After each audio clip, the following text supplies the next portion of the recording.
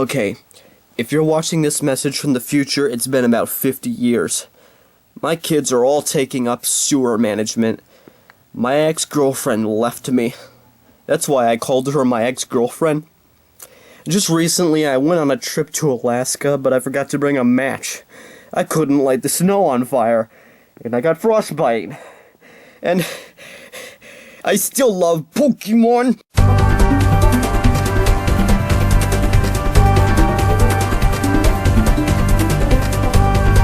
If you asked me what my life would be like without Pokemon, I honestly couldn't tell you. This series made up most of my childhood. It got me all kinds of social life, and it most of all inspired me to be creative. I've made all kinds of stories, videos, and art projects that probably wouldn't have happened if I wasn't into Pokemon. So how the heck do I choose 10 of my all-time favorites? On second thought, that might be easier than it sounds. But in all seriousness, it was way difficult to come up with an exact order. Unlike some people, I don't have a whole lot of deep reasons for certain Pokemon being on the list. But that doesn't stop me from sharing with you guys my top 10 favorite Pokemon. I would say there are about 54 sentences that make me cringe. You wanna know one of them? Pokemon is running out of ideas! It's right above, your little cousins are gonna be here! I mean, a haunted fridge may sound like a stupid idea, but was the first generation really that much better? Personally, my favorite of these kinds of object Pokemon is the Royal Sword Aegislash.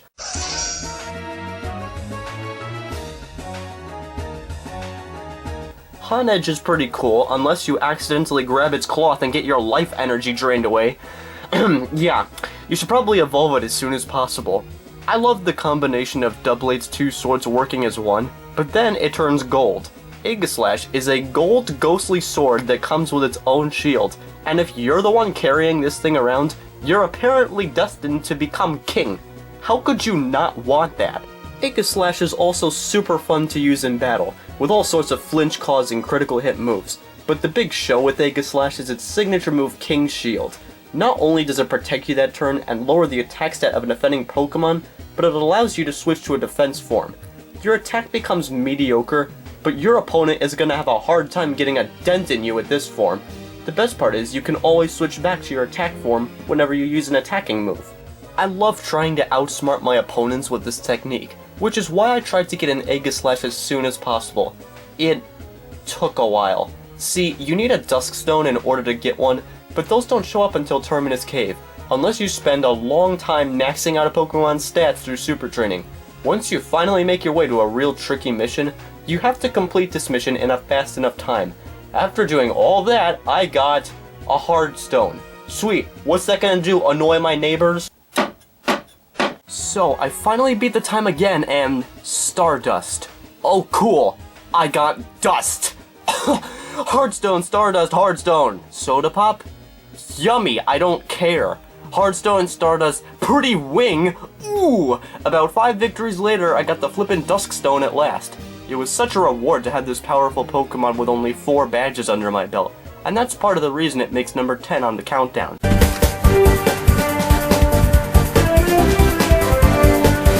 When I was a little kid, I was obsessed with legendaries. So much so that when we made our own aliens out of paint in grade school, I named mine Deoxys, or Dextois, because I thought that was how you pronounced it. God, what an idiot. By the time Pokemon Emerald came around, the Hoenn Weather Trio had 3 of my favorite Pokemon. All of them were super cool looking, but my personal favorite of the bunch was probably Rayquaza.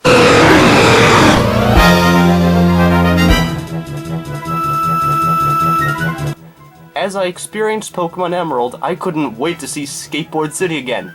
As I called it, because I couldn't say Sootopolis. What do you expect from some ugly bowl-cut kid with an obnoxious smile in every picture? Now, the Pokemon series was always rather simple looking up until this point in Emerald. Nothing super impressive in terms of graphics. So imagine my surprise when I entered Sootopolis. Oh no, it's raining. What? What? Scrolling screen? Oh no! No, it's my two BFFs having a smackdown in the middle of a giant crater! As if that didn't give me enough of a heart attack, you are then depended upon to go up to Sky Pillar so you can summon the one and only Rayquaza. You return, and this cutscene.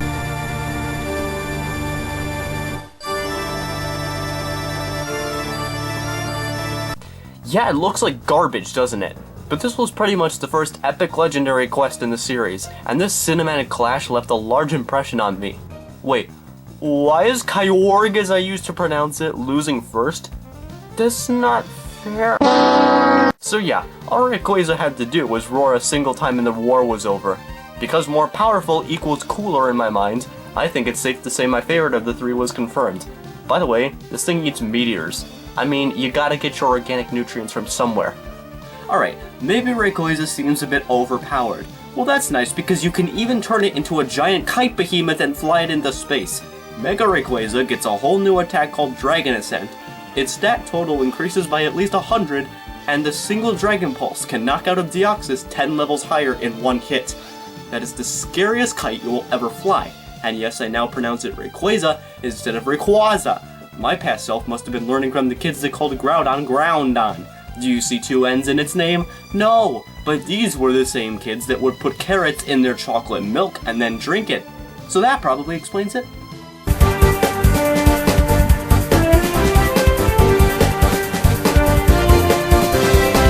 Although it may seem like an obvious choice, I have literally never talked about this Pokemon on my channel until this video. That's right, number 8 is Manectric.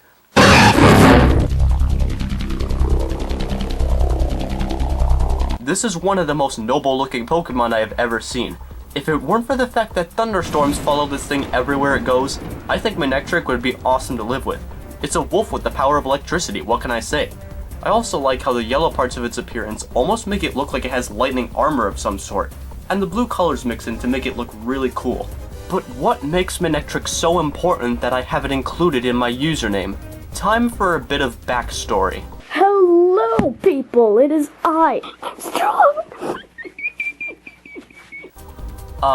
yeah, that was my old voice. So if you think I'm annoying now, be thankful.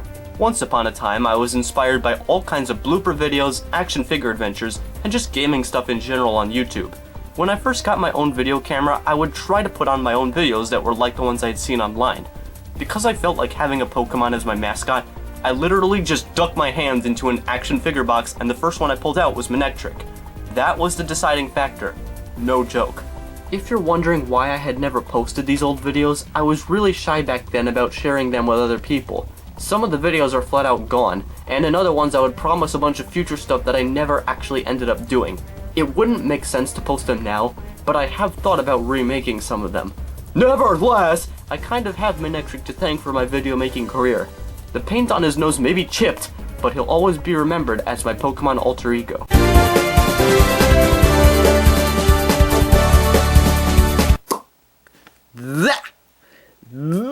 I'm not gonna question it this time either. Oh, what's that floating in the sky? Must be your life. You lost it a long time ago. I better go get it.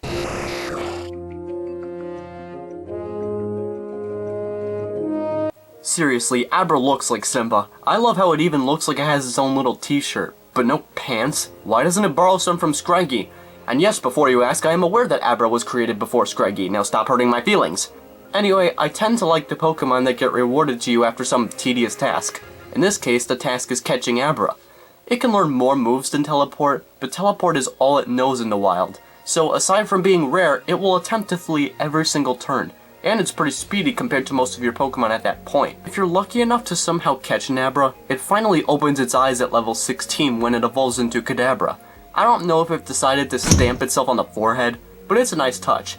And let me tell you, this Pokemon was the MVP of my Leaf Green playthrough. Nobody could stop Puma. For one, Kadabra's special attack stat goes... The moveset I used consisted of Psybeam, so it could be powerful and possibly cause confusion, Shockwave, an electric move that never misses, Counter, so it could deflect physical attacks for twice the amount of damage, and Recover. Yeah, that legendary move that heals half your health. And I didn't even get to fully evolve it. Alakazam is an absolute powerhouse with an IQ of 5,000. Although the Pokemon that can attack while sleeping 18 hours a day is my personal favorite, you can't say no to a genius with magical spoons that can make you levitate. Mega Evolve it and you get 5. Totally necessary.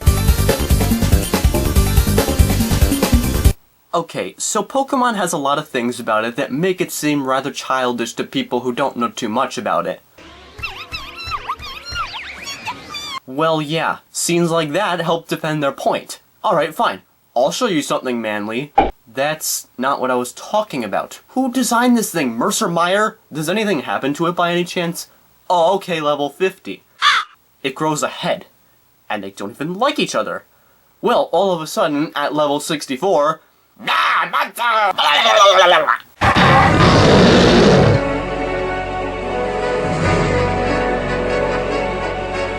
Finally, it took long enough.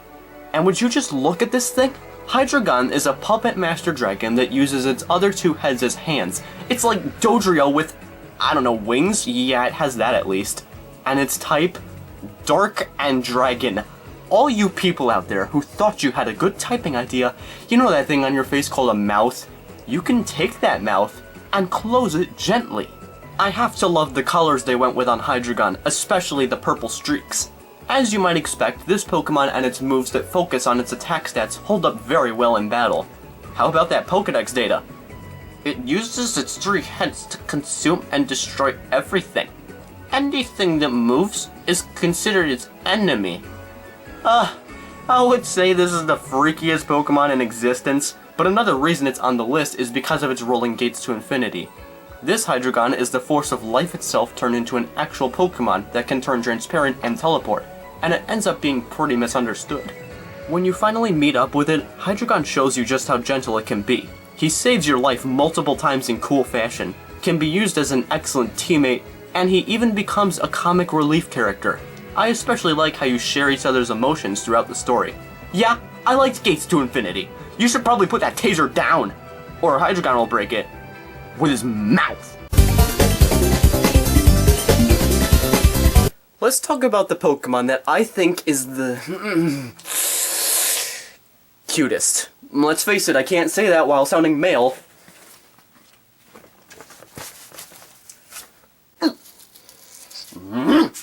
Hey, you there!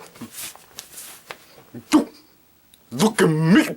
Now for the so-called cute Pokemon. Bonsly? You mean the thing that balances its water levels through its eyes? Everyone should laugh at him because laughing is epic. Igglybuff! If I were some little girl that had a goldfish, I'd put it in those eyes for safekeeping.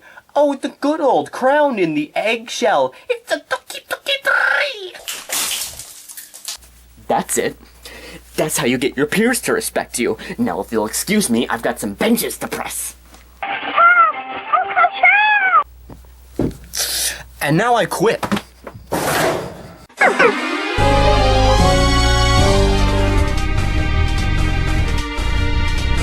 Do you see this picture? You see the size? The round ears on top, the look on its face, the little white paws and puny tail, the light blue coloring, the glass of milk. Yeah, I could look at any human baby and say, sorry, it's not Cubchoo. This Pokemon is a polar bear cub with the sniffles. Let that sink in. Cubchoo gets move power from its large snot bubble, and I adore the fact that it still looks totally innocent despite that. I had one on my team in white version, and you could assume that it evolves after a while. Well, it does. And it goes right into this. Once you get over that change coming from out of nowhere, Beartic can actually be a very useful Pokemon. It's mostly bulky in health and attack, with some decent defenses. You might be surprised with the moves it can learn, like the never-missing Aerial Ace. You can cause flinching with a rare move known as Icicle Crash, and Bulldoze is similar to Earthquake, but it also lowers the opponent's speed. Add in some other strong move like Ice Beam to try and freeze it, Shadow Claw for critical hits, or improve just about everything with Swords Dance and you're good to go.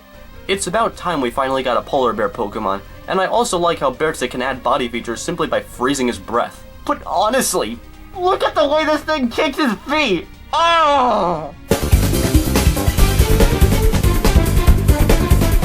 Have you ever tried to create your own Pokemon? I have a few times, and Celobia is definitely number 4 on the list. It's simply gorgeous. Just look at the freckles and the face. No. Get it away from me. Let's look at fan-made Pokemon that actually exist in the Pokemon universe.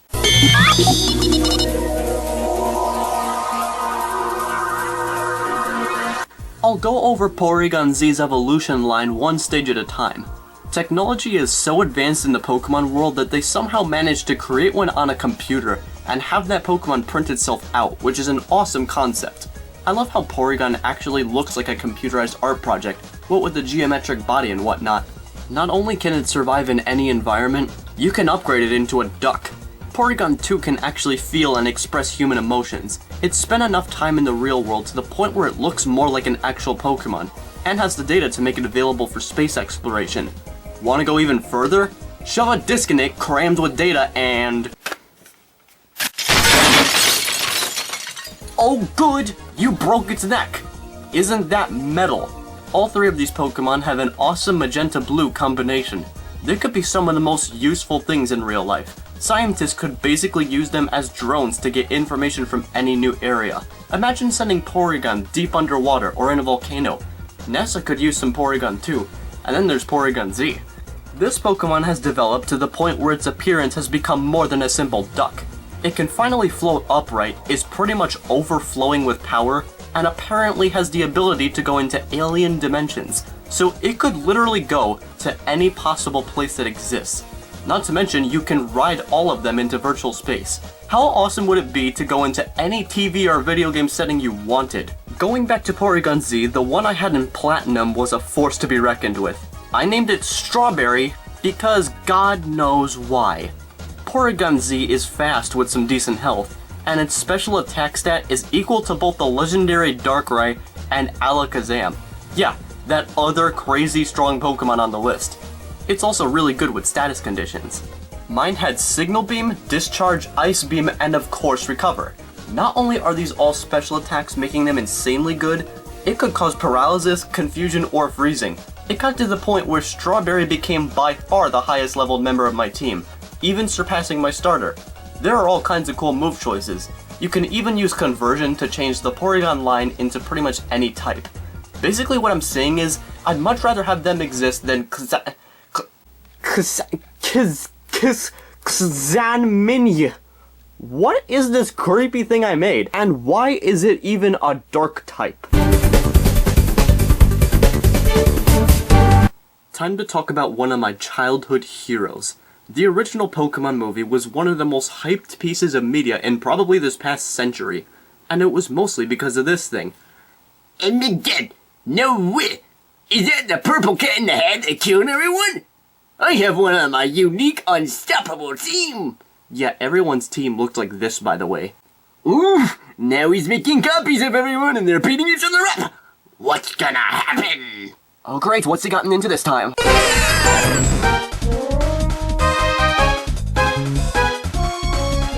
Well, guess I gotta take care of this myself. Yes, the part where I get to make bubbles is my favorite. Oh, someone died? Yeah, pretty sad. No, he's back, told you. So, guys, stop fighting or whatever. Well, Mewtwo, you're gonna say your words of wisdom, your birth doesn't matter, go outside and do stuff. Something like that if I remember correctly. I bet you I can race you out of here! Mewtwo has been one of the most respected Pokemon for years, especially now that it has 2 Mega Evolutions. But I was one of the seemingly few people that was always on Team Mew. See, Mew has all this power, yet it still knows how to just relax and have fun.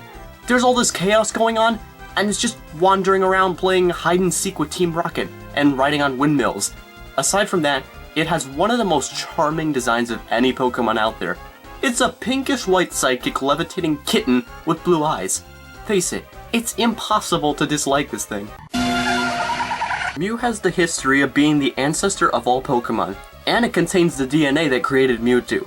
All of Mew's base stats average out to be exactly 100, and it has the widest move pool out of every single Pokemon.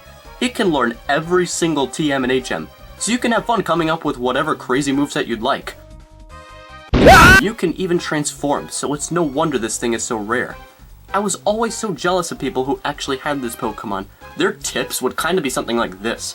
Beat the Elite Four 500 times by 78 Hyper Potions. Stand in this exact spot for 45 seconds, this exact spot for 87 seconds, and this exact spot for 1000 seconds. You can go get refreshments if you want. Just make sure you keep timing yourself for exactly 1000 seconds. Now take a Metapod to Radiant Forest and level it up to level 53. When the music is halfway finished, shut off the system and have some plain bread dipped in water. Finally, repeat after me. Ha ha ha ha ha ha, I'm a pelican, I'm a pelican.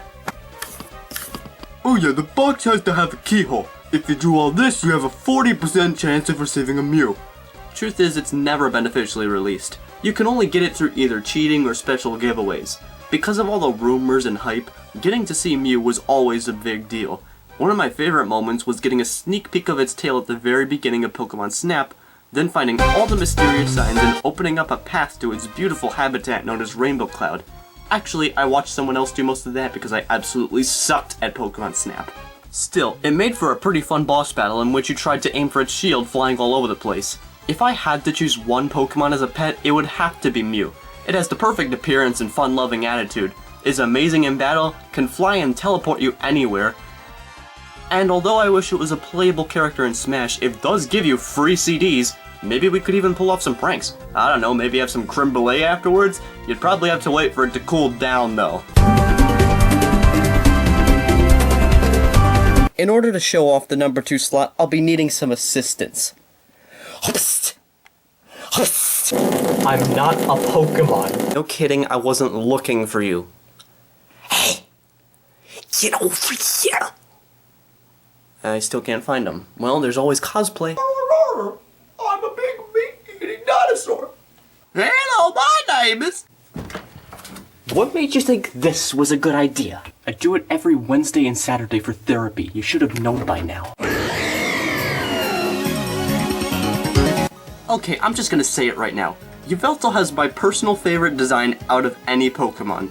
That alone gave me high hopes for Generation 6. For a Pokemon based off of the letter Y, Game Freak really went out of their way to make it memorable. It's mostly a mixture of black and deep red, which is my favorite color, with icy blue eyes. I love the addition of the black veins running through its body, as well as the angled claws and the spikes underneath its wings. There's also the diamonds on its wings and tail. The punk even has a double crest on its head and a white vest surrounding its neck. This is the most mature looking eagle I've ever seen. It's as if it was designed for some darker kind of game than Pokemon. How is it in battle? You see these? They're all stones now. Stones. The Yveltal I used in Pokemon Y was hands down the most unstoppable legendary I've ever had.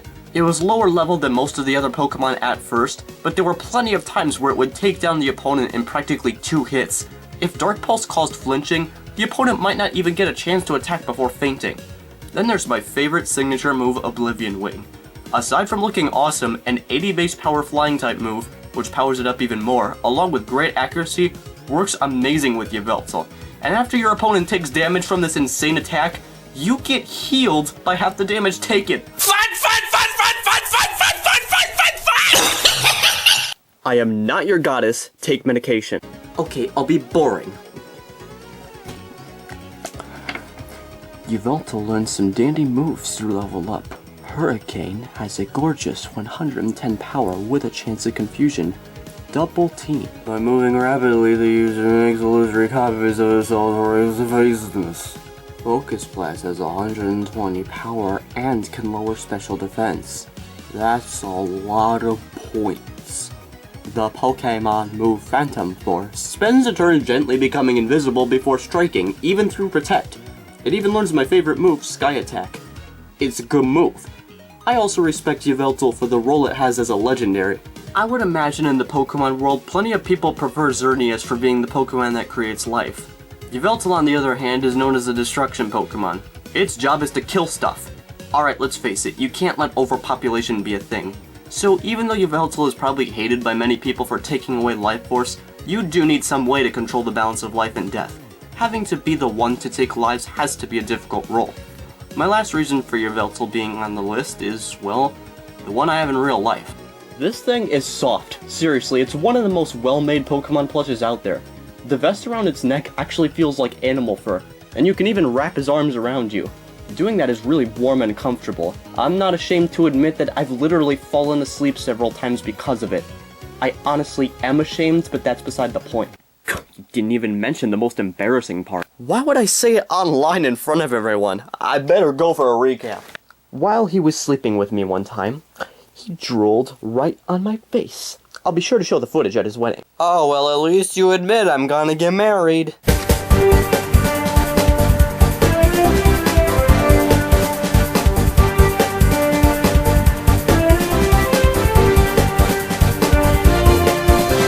I'm sure you naturally expected either Yveltal or Manectric to be at the top of this list, but of course I wouldn't let it be that obvious. What other Pokemon has such an amazing design, so many great experiences with me, and has enough reasons to like it so that it makes the ultimate slot? My number one choice for the list is... Bah!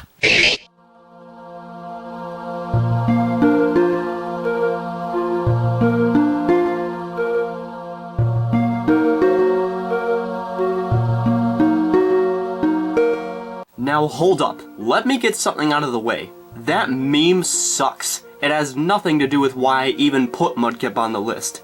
They took an axolotl, also known as an underwater salamander, and made it more family friendly. I especially like the paws and its orange gills.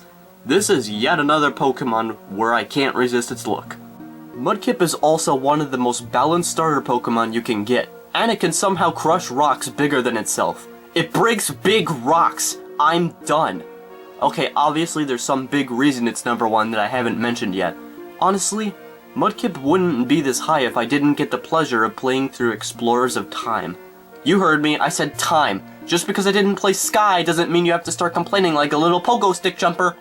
Now, in any Pokemon Mystery Dungeon game, you get the honor of being turned into a Pokemon and winding up in a world full of talking Pokemon. You also get the added bonus of memory loss. In my playthrough, I was Dementio the Chimchar, and my partner was Fawful the Mudkip. I came up with these names because I like Mario and stuff. As a side note, I'd like to mention that Mudkip has some of the best facial expressions out of all the partner choices. Now, I had already played through Red Rescue Team at this point in time. Your friendship in that game has its moments, but the experiences between you and your partner in Explorers of Time are so much more developed and meaningful. Even the moment where you first meet each other has an awesome setting. And then it's ruined because a few seconds later, your partner gets his important treasure stolen from him while being bullied. Oh good. Coughing? More like not lopping. Once that's over with, you find out his biggest dream in life is to go on all kinds of worldwide adventures. The problem is, he always gets super panicky and sensitive whenever there's challenging moments like the one you just saw. So the both of you end up joining an exploration guild to get a head start on accomplishing those dreams. Every small journey you go on from here, your own customizable partner is always there to communicate and work with you. If he gets laughed at when shivering from fear, you can always calm him down and help him out. There's also the moment when Team Skull gasses you out right as you're about to grab a perfect apple for the Guildmaster.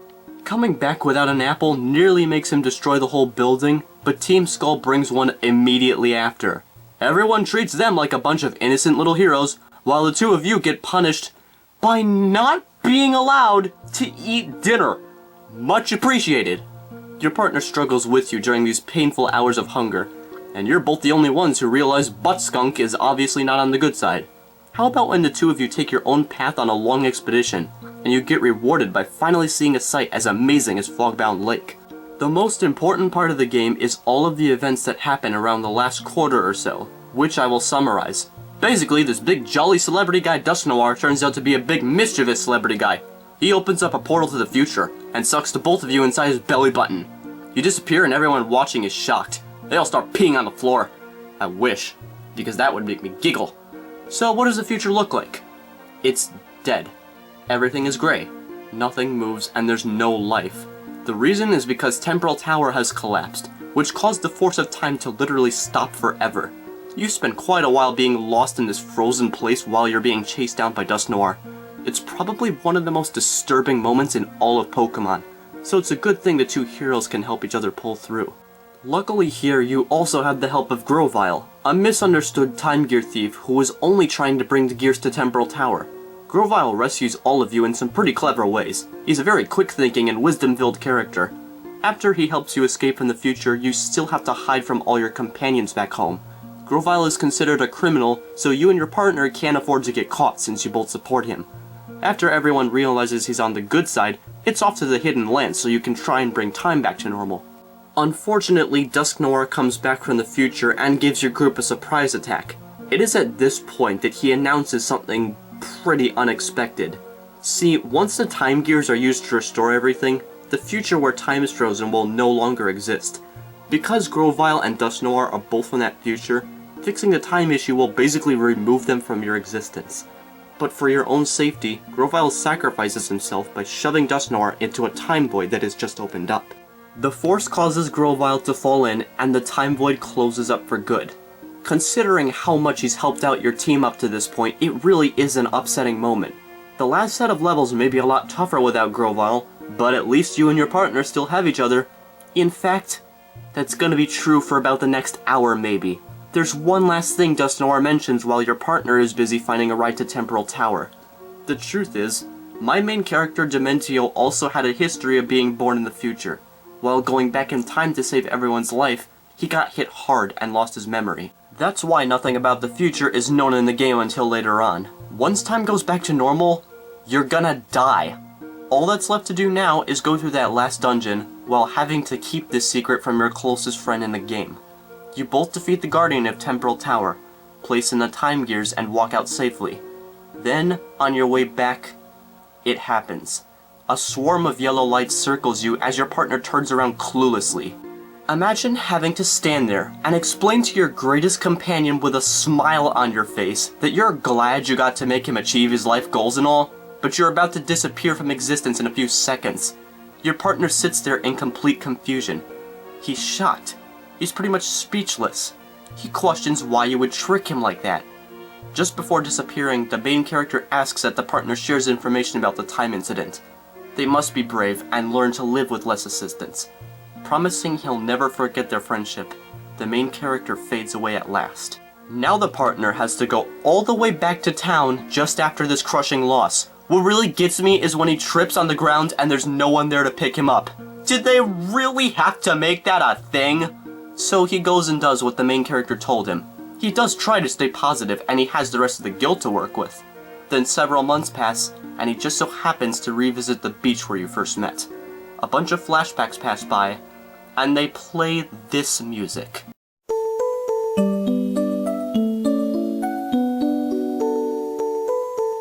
So, yeah, your partner has a mental breakdown, runs sobbing into a guild member's arms, and the credits roll immediately after. I'm not even joking. Luckily though, the force of time has become much more stable. Because of that, the Guardian of Temporal Tower brings you back to life. Yeah, I drew fan art of that exact moment. I couldn't help it. Look, I didn't mean to bring such a dramatic story out of nowhere in this list. But after playing through this incredible game, I had no choice but to put Mudkip at the top of my favorite Pokemon list. Every moment, from helping him explore the world, to defending his nervous self from bullies, to starving together, sharing our hatred of Skuntank and support for Grovyle, to that closing moment of the main story. Having him lose all the other people of the future was enough, but the loss and revival of the main character brought these two Pokemon so much closer together for me that I picked the exact same team in Super Mystery Dungeon. I am Lightning Manectric, and yes, that's true. Some people think video games are a kiddie waste of time, but there are many special moments you can take in for yourself while playing through one. Pokemon is a series where you can make all kinds of memories with different kinds of creatures. Because of that, everyone's experiences and lists are different. Feel free to share your own list with me, or just comment some of your favorites in general. Like and subscribe if you haven't. I'm out.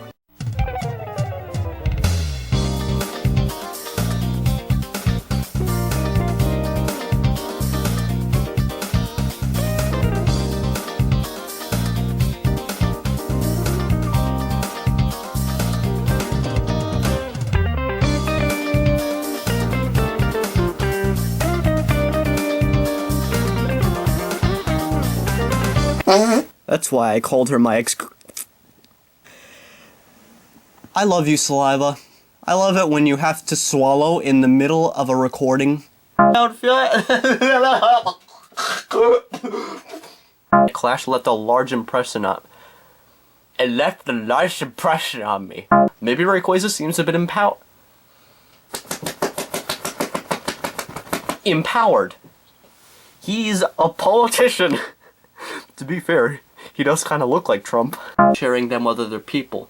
What other people? What other people? Seriously, Abra looks like Oh no, that accent. Oh no, the way I said its name. If you're lucky enough to somehow catch an I'm so stupid. I bet you couldn't even hear that, but I said if you're lucky enough. I love how it even looks like it has poquito.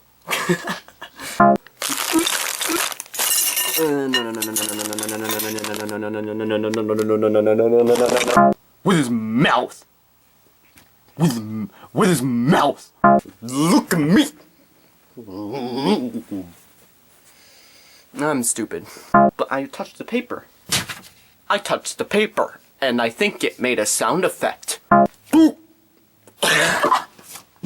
you there! Uh-oh. My sleeves are all down. Do you see the eye? You don't talk about the eyes first, you dummy. I'll go through Porygon-Z's evolution line one stage at a time. Unless the Wii U gamepad decides to slide off my chair. I'll go through Porygon-Z's evolution time one stage... Evolution time! Its appearance has become much more than a simple duck. Actually, it's not that much more. You messed up the script. You can even use I am a cash register. Wait, you can see the script. Well, gotta guess.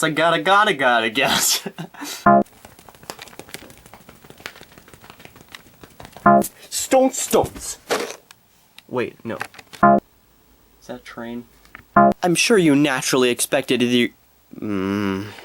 Luckily here, there are no trains in the background. That's why nothing is about...